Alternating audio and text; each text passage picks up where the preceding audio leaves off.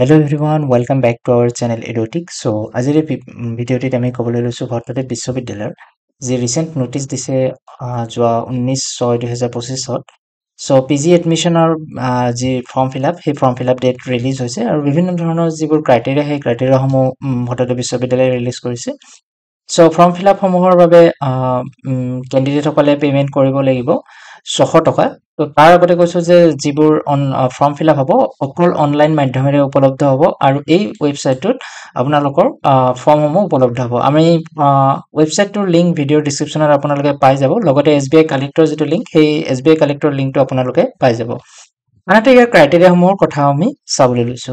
So এডমিশনটো purely কি হ'ব, entrance টেষ্টৰ ওপৰত বেছ কৰিব। However in order to admit each student must have 50% থাকিব লাগিব UG অনাৰ্ছ কোৰ্ছত CGPA 50% অথবা CGPA তাৰ 50% ইকুইভেলেন্ট থাকিব লাগিব UG অনাৰ্ছ কোৰ্ছত। আনহাতে সিলেবাস কি হ'ব, এক্সাম এন্ট্ৰেন্সৰ বাবে সিলেবাস আপোনালোকৰ কভাৰ কৰিব অনাৰ্ছ কোৰ পেপাৰ্স অফ এন্টায়াৰ UG কোৰ্স। গোটেই যিবোৰ কোৰ পেপাৰ্স আছিলে UG কোৰ্সৰ অনাৰ্ছৰ সেই গোটেইখিনি সিলেবাসটো কভাৰ হ'ব। এতিয়া হও সিট মেট্ৰিক্সটোৰ বিষয়ে। 50% সিট ওপেন হ'ব, তাৰ মানে যিকোনো বিশ্ববিদ্যালয় কলেজৰ ছাত্ৰ-ছাত্ৰীসকলে ইয়াত ভাগ ল'ব পাৰিব। আৰে কি হ'ব, 30% সিট ভট্টদেৱ বিশ্ববিদ্যালয়ৰ ছাত্ৰ-ছাত্ৰীসকলৰ বাবে ৰিজাৰ্ভ থাকিব।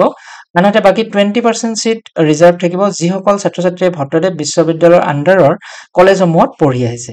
ঠিক আছে। In all the categories, the reservation policy of Government of Assam will be strictly followed. The number of seats for Bhattodev University and affiliated college are just follows.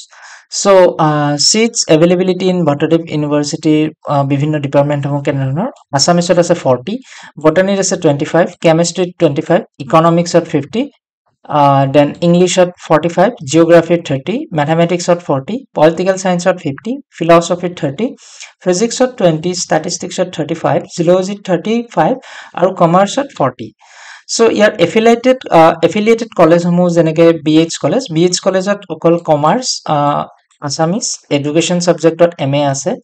ঠিক তেনেকৈ MC কলেজ বৰপেটাত botany, আছামিজৰ programme আছে। বৰনগৰ কলেজত Assamese, history and political সায়েন্সত MA program বা FCOM প্ৰগ্ৰামসমূহ আছে। For seat capacity, kindly visit respective college website. So এতিয়া আহিছো ইম্পৰ্টেণ্ট ডেটসমূহৰ বিষয়ে। তো অনলাইন এপ্লিকেশ্যন ফৰ্ম ষ্টাৰ্ট হ'ব অহা জুনৰ 21 তাৰিখ ৰাতিপুৱা 10 বজাৰ পৰা ৱেবছাইটত উপলব্ধ হ'ব। Closing of online application form অহা 28/6/2025ত যি অনলাইন এপ্লিকেশ্যন ফৰ্ম আছিল তাৰ সমাপ্তি ঘটিব নিশা 11:50ত। আনহাতে এডমিট কাৰ্ডসমূহ ডাউনলোড কৰিব পাৰিব ছাত্ৰ-ছাত্ৰীসকলে 14/7/2025ৰ পৰা।